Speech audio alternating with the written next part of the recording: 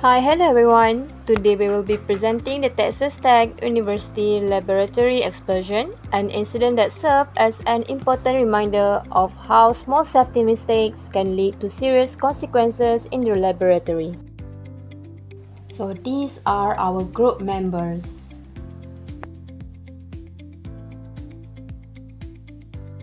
The Texas Tech University Laboratory explosion, which occurred in January 2010, happened during a research project on energetic compounds funded by the U.S. Department of Homeland Security. Two graduate students were assigned to synthesize and test a new explosive compound. To reduce variability between small batches, they decided to increase the production from less than 300 milligrams to a 10-gram batch, and this significantly increased the risk of the experiment. During the experiment, the compound formed clumps, and one of the students used a mortar and pestle to break them up. He removed his safety goggles and forgot to put them back on. When he continued stirring the compound, it suddenly detonated. The explosion caused severe injuries, and the student lost 3 fingers on his left hand, suffered a perforated eye, and sustained multiple cuts and burns. The primary chemical involved in Texas Tech laboratory accidents was nickel hydroxide perchlorate, commonly known as NHP. This compound is classified as a higher energetic or explosive material due to its ability to release a large amount of energy rapidly when initiated. This compound consists of nickel ions coordinated with hydroxide molecules and perchlorate ions. Its composition is highly nitrogen-rich, which contributes significantly to its energetic properties. The hydroxide components act as a fuel, while the perchlorate ions serve as powerful oxidizing agents. Because both the fuel and the oxidizer are contained within the same compound, NHP can undergo rapid sustained decomposition once initiated. This characteristic makes the material highly sensitive and capable of producing a violent explosion. In the Texas Tech accidents, the energetic nature of the NHP played a crucial role.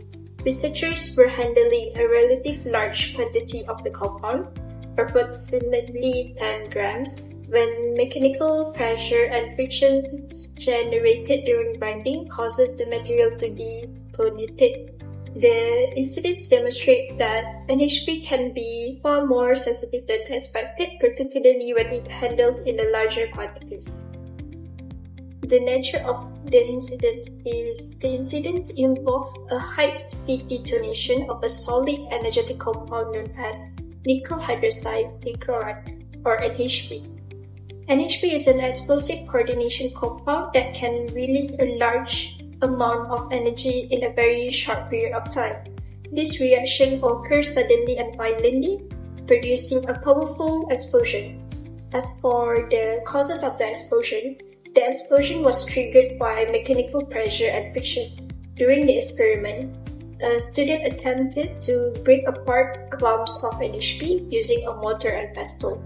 The grinding action generated sufficient pressure and friction to initiate the detonation. This demonstrates the extreme sensitivity of the compound to physical handling. Another important factor was mistaken belief that the compound would remain safe if it's kept wet with a solvent such as water or acid. The researcher assumed that wetting the materials would reduce its sensitivity and prevent accidental ignition. However, this assumption was proven incorrect. Despite being materials in a wet condition, the NHP still detonated when subjected to mechanical stress, demonstrating that the solvent did not prove adequate protection against initiation. Next, we'll be moving on to the safety data sheet, SDS review, and toxicity information. So first, we have the section 2, which presents the hazard identification of nickel hydrogen perchlorate, or NHP. NHP is a strong oxidizing energetic compound that may intensify fire and can decompose violently when exposed to heat, friction, or mechanical shock. It may also cause skin and eye irritation and is very harmful if swallowed. Since NHP contains nickel, prolonged exposure may present carcinogenic risk. Therefore, it should always be handled using appropriate PPE and proper laboratory safety procedure. Next, we have section 9, which describes the physical and chemical properties of NHP. So NHP is a purple to violet crystalline solid and a molar mass of approximately 405.7 grams per mole. NHP is slightly soluble in water and decomposed before melting. It is thermally unstable and highly sensitive to heat, friction, and impact, making it an energetic material that requires careful handling and storage. Lastly, we have section 11, which summarizes the toxicology information of NHP. There are no published LD50 or LC50 values for pure NHP. However, exposure may cause skin and eye irritation, also respiratory irritation if inhaled, and harmful effect if swallowed. Long-term exposure may affect the liver, kidneys, and respiratory system. Since NHP contains nickel, prolonged exposure may also increase the risk of carcinogenic effects. Overall, NHP is a highly energetic compound with significant physical and health hazards. Therefore, strict safety measures, proper storage, and the use of personal protective equipment are essentials to ensure safe handling. In this slide, I will explain the regulations related to the use of chemicals in laboratories and industries and how these regulations are connected to the Texas Tech Laboratory explosion in 2010.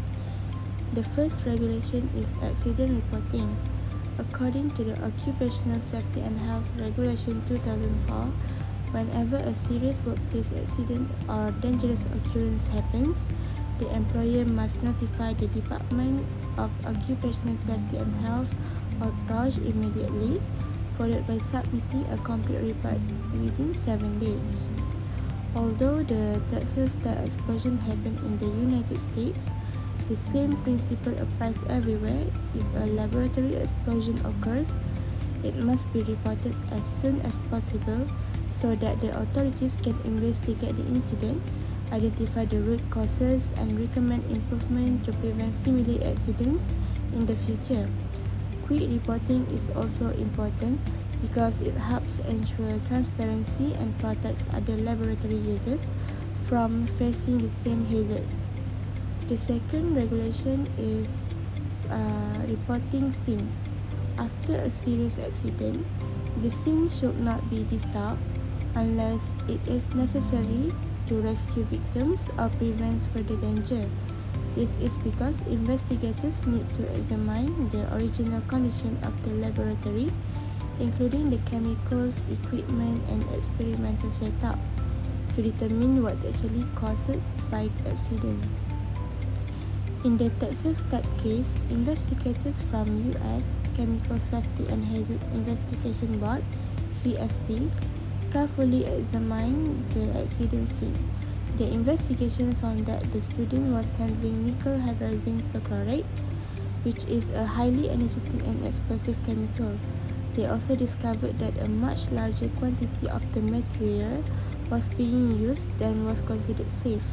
Preserving the accident scene allowed investigators to identify these critical factors and understand why the explosion occurred. The third regulation is record keeping. The regulations require employers to maintain records of accident and dangerous occurrence for at least 5 years. These records are important because they help organizations identify recurring hazards, improve safety procedures, and provide useful information for training and investigations.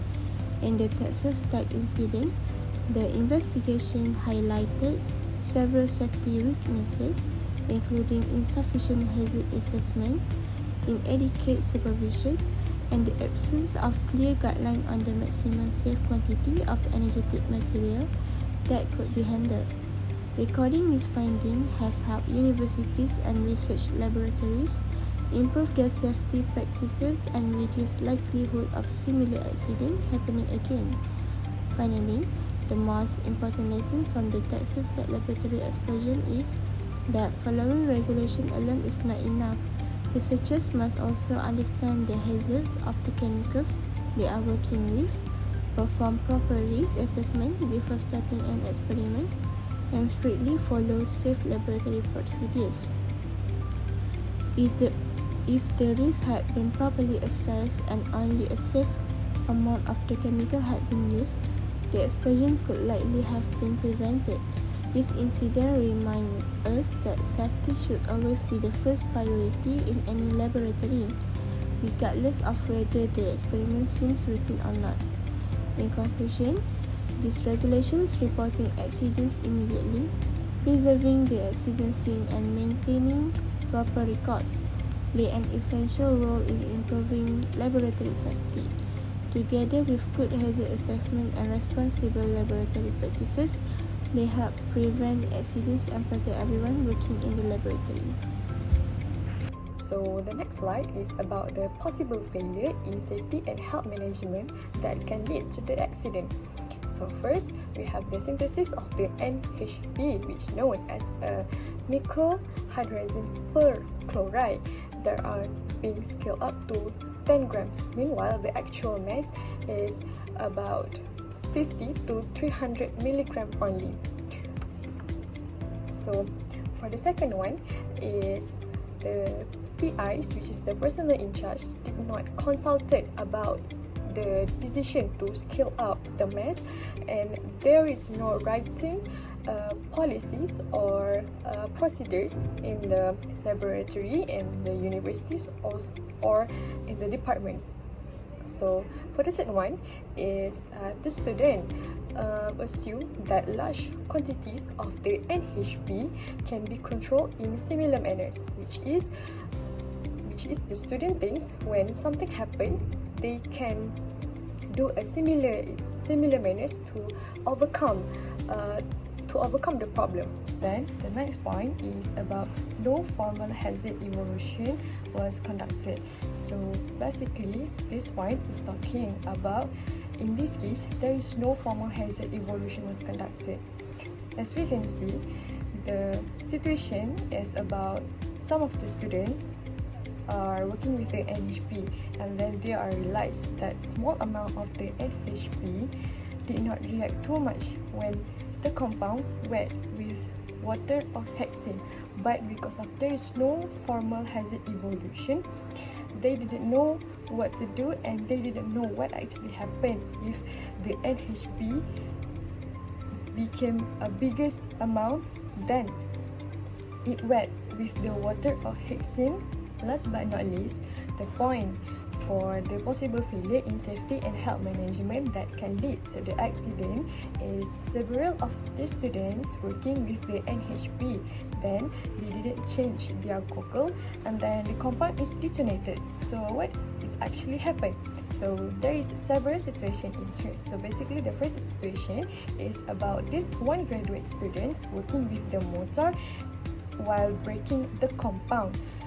So after the students finish working with the clump, the students just leave the mortar and the compound without changing their goggle. But this students is already done working with the clumps. But then another situation is more senior students come at the mortar without changing their goggles, okay, and then this several senior students is actually working with the NHP. So when they are not changing their goggles, and then they just want to glaze it another one more time to breaking the clumps, and then suddenly the compound is detonated. Now, I will explain the impact of the Texas Tech University laboratory accident. First, the accident had a serious impact on people. A graduate student suffered severe injuries including the loss of 3 fingers, permanent damage to one eye, and burns to both hands and the face. This student also had to go several surgeries and a long rehabilitation process. Besides the physical injuries, the accident also caused emotional and psychological stress. Second, the accident caused major damage to the laboratory and property. The explosion destroyed laboratory equipment, shattered glassware, and damaged the building. As a result, the university had to spend a lot of money on repairs and replacing equipment. Research activities were also interrupted. Lastly, there were environmental impacts. The explosion produced hazardous chemical waste and contaminated the laboratory area. The chemicals had to be cleaned up and disposed of safely. However, there was no evidence of major air, water, or soil pollution outside the laboratory because the contamination was contained within the buildings. From this accident, there are several important lessons that can help prevent similar incidents in the future. First, researchers should always carry out a risk assessment before starting an experiment. This helps identify possible hazards and allows safety measures to be prepared in advance. Second, engineering controls should be used to reduce the impact of an explosion. For example, using blast shields or handling hazardous reaction remotely can improve safety. Another lesson is to minimize the quantity of chemicals used during experiments. Working with smaller amounts can reduce the severity of an accident if something goes wrong. In addition, laboratories should have clear standard operating procedures or SOPs and ensure proper supervision. Everyone should understand the correct procedures and follow them carefully. Finally, it is important to build a strong safety culture. This includes providing regular safety training and encouraging people to report hazards without fear. By following these lessons, similar laboratory accidents can be prevented in the future. In conclusion, the Texas Tech Laboratory incident serves as a powerful reminder of the serious consequences that can result from inadequate safety controls when handling energetic incidents. The explosion causes permanent injuries to the researcher involved, demonstrating that laboratory incidents can have life-changing effects on individuals. Beyond physical injuries, laboratory accidents can also lead to significant property damage, destruction of research activities, and substantial financial losses for institutions. These consequences highlight the importance of identifying hazards and implementing appropriate safety measures before conducting experiments. Although the environmental impact of these accidents was relatively limited, hazardous chemical and explosive material must always be managed and disposed of properly to prevent contamination and protect both human health and the environment. Most importantly, these incidents emphasize the need for a strong laboratory safety culture. Researchers, students, and institutions must prioritize risk assessment, proper training, safe operating procedure, and effective communication of hazard. By fostering a culture where safety is treated as a fundamental responsibility, similar accidents can be prevented in the future, ensuring a safer environment for everyone involved in scientific research.